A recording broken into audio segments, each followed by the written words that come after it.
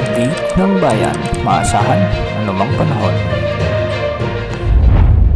Magandang araw po sa ating lahat. Narito ang update sa lagay ng panahon ngayong araw ng Miyerkules, September 18, 2024. Sa ngayon ay nasa labas na ng ating area of responsibility ang dating si Bagyong si Hiner at huli itong namatan ng pag-asa sa layong 410 kilometers kanluran ng Bacnotan, La Union. Taglay pa rin ang lakas ng hangin na umaabot sa 55 kilometers per hour malapit sa gitna at pagbugso namang umaabot sa 70 kilometers per hour. Patuloy itong kumikilos ng 15 km per hour ng pakanluran. Sa mga susunod na araw ay posible itong lumakas bilang tropical storm at tutumbukin ang bahagi ng Vietnam. Samantala, isa pang bagyo ang ating minomonitor at pumasok kagabi sa ating area of responsibility at pinangalanan ito ng pag-asa bilang tropical storm Helen. Huling namatan ito sa layong 1,150 km silangan, hilagang silangan ng extreme northern Luzon. Taglay ang lakas ng hangin na umaabot sa 85 km per hour, malapit sa gitna at pagbugsong umaabot sa 105 km per hour. Kumikilos ito ng kanluran hilagang kanluran sa bilis na 25 km per hour. Sa ngayon wala nang nakataas na anumang tropical cyclone wind signals sa anumang bahagi ng ating bansa. Ngunit sa paglayo ng mga bagyong ito, asahan naman na mas magiging maulan sa mga susunod pang mga araw dahil sa habagat na pinalalakas ng mga bagyong ito.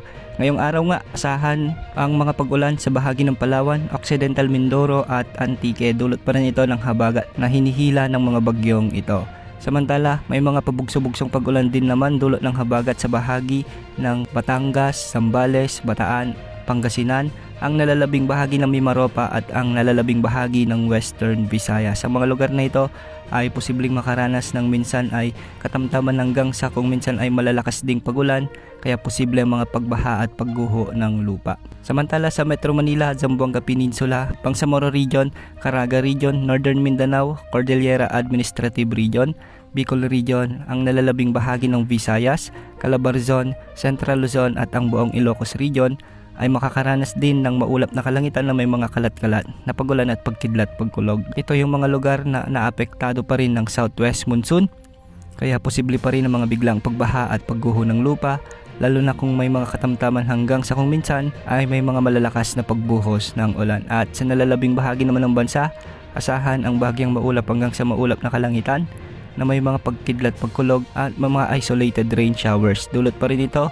ng southwest monsoon o habagat. Sa mga susunod na araw ay posible pa rin maghatak ng malakas na habagat at unti-unting aakyat ito sa bahagi ng Visayas, Southern Luzon hanggang sa Northern Luzon. Kaya sa ngayon, pinag-iingat na po natin ang ating mga kababayan sa banta ng mga malawakang pagulan at posible rin ang mga biglang pagbaha at pagguho ng lupa. Yan ang update sa lahi ng panahon. Ito po weather update ng bayan. Maasahan anumang panahon.